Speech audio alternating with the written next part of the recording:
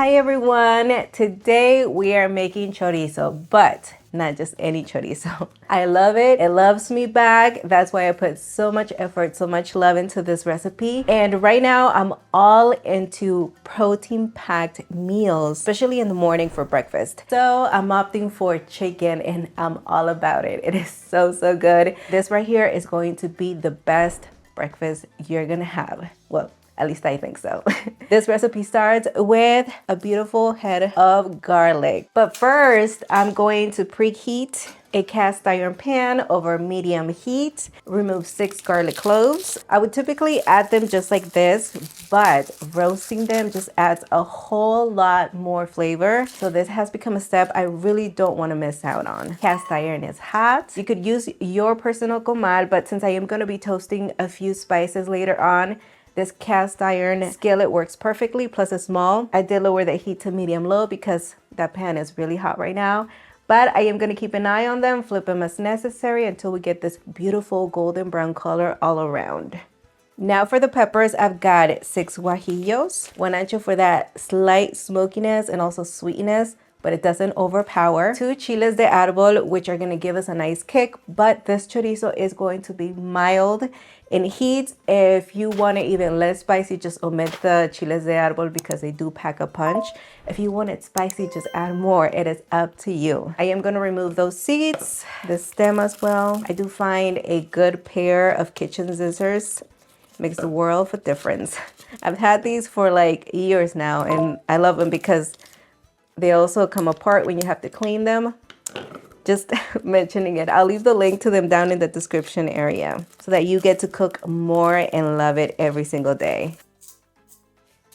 And as far as the chiles de árbol, you don't have to worry about these, but if they do have a stem, you'd have to remove it. My kitchen is filled with the smell of roasted garlic. We're gonna move on to the peppers and do them in batches so that you can keep an eye on them and make sure that they don't burn. A burnt pepper will taste super bitter. It's gonna destroy your sauce. You might as well toss it and then start over. But that's why I have the heat over medium-low. As soon as those peppers become fragrant, they are ready to come out. Apart from them becoming really fragrant, they also feel hot to the touch. Obviously, be careful not to burn yourself. These are marvelous. Now rinse those peppers, take them over, submerge them in really hot water, and just let them hydrate for about 5 to 10 minutes. Using the same skillet, medium-low heat, add in 4 whole cloves, half a teaspoon of whole cumin seeds, 1 teaspoon of whole peppercorns, and just let those toast a little bit. Swirl them around until they become fragrant as well. This takes about 20 to 30 seconds. It really depends, but it really makes a huge difference when you take these small steps into just opening up those flavors, telling your ingredients, hey, you know, give me a little something else. And that's what's happening here. Flavors are evolving. Ooh, that cumin is a great indicator because it changes in color, and then you can definitely smell them now. Now add 2 teaspoons of Mexican dry oregano, 1 teaspoon of dry thyme, 1 teaspoon of dry marjoram, and just a touch, 1/4 teaspoon of ground cinnamon or Mexican canela. Wow, I can smell it all the way right here. I know, it's so good. Turn it off. This took about, what, like 10 seconds? Time to make that chile sauce that's gonna season the entire chorizo and give it its beautiful, iconic red color. I'm gonna start with 1/3 cup of apple cider vinegar. You could also use white distilled vinegar, but I really love the intense flavor from apple cider. Into the blender it goes, along with the hydrated chiles. And do 1 cup of the soaking liquid,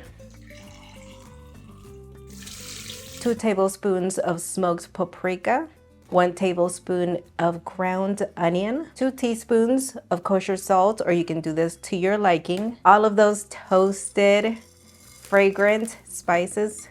And the last thing we need to do is peel the garlic cloves so that they can go in there as well.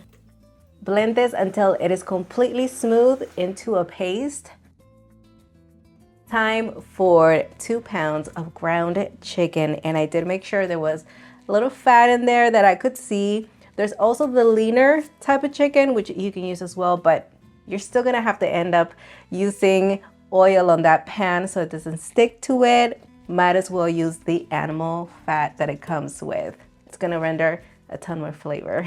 Sauce has to be completely cooled down, and just pour it inside the bowl and just mix it in.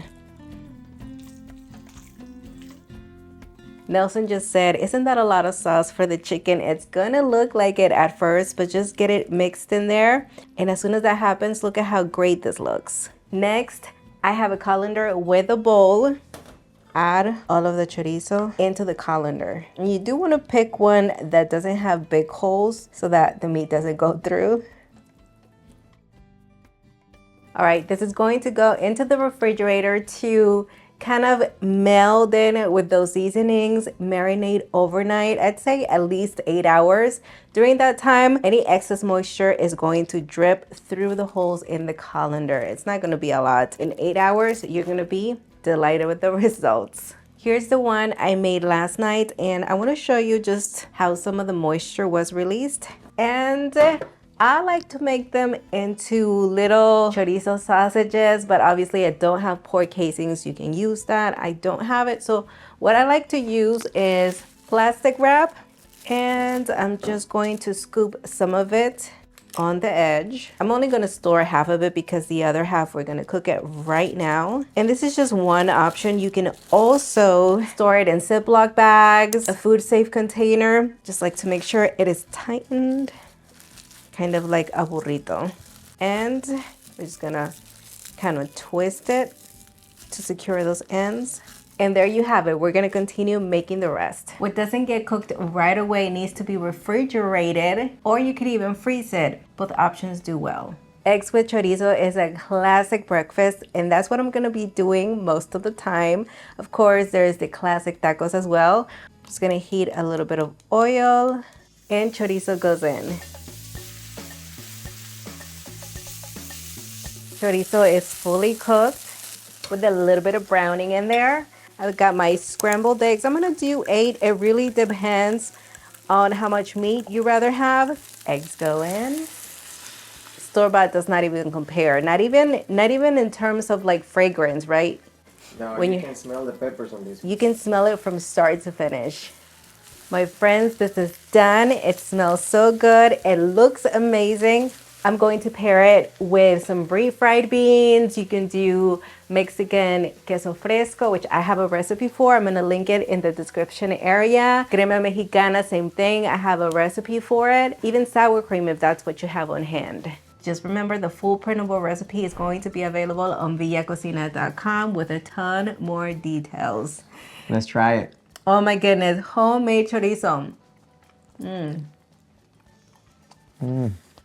This is just so good. You guys,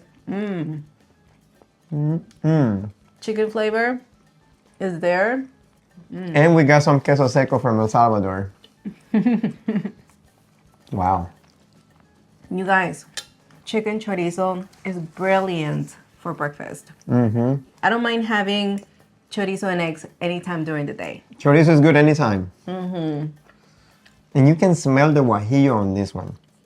You can taste it. You can feel it. All the ingredients are there, to be enjoyed.